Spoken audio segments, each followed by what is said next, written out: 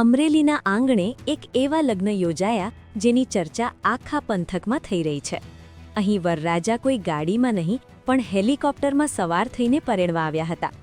રાજુલાના લોટપુર ગામના યુવરાજ ખુમાણ જ્યારે હેલિકોપ્ટરમાં લેન્ડ થયા ત્યારે આ નજારો જોવા આખું ગામ ઉમટી પડ્યું હતું.